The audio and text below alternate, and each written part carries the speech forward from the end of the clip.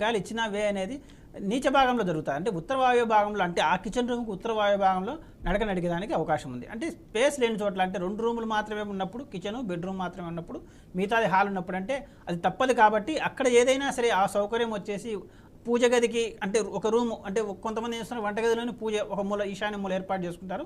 అది ఈశాన్య మూలకు లేకుండా కొంచెం పక్కకు జరిపి పెట్టుకున్న తర్వాత సరిపోతుంది.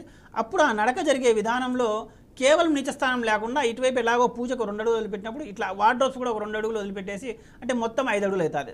మధ్యలో దారి వచ్చేసి ఒక 2 అడుగులు వదిలిపెట్టుకున్నా సరిపోతుంది, అంటే 2 రూములు ఉంటాయి.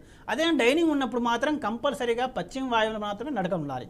అట్లా లేకుండా ఉత్తరంలో నడక పెట్టుకుంటే అక్కడ వచ్చే పూజ గది సరిత రాదు, ఇవి చేసుకునే విధానంలో సమస్యలు వస్తాయి. కాబట్టి ఇటువంటి సమస్యలు వస్తాయి. కాబట్టి అది ఆలోచన చేయకుండా ఇట్లా మాత్రం ఆలోచన చేస్తే, అంటే ఉత్తరం వైపే వే అనేది ఉండాలి, అంటే దారి అనేది ఉండాలని ఆలోచిస్తే మాత్రం లేనిపోయిన తప్పులు జరుగుతున్నాయి. అక్కడ వంటగదిలో స్త్రీ అనేది వంట కూడా మనశ్శాంతిగా చేయలేకుంది. అది కరెక్ట్గా చూసుకోండి.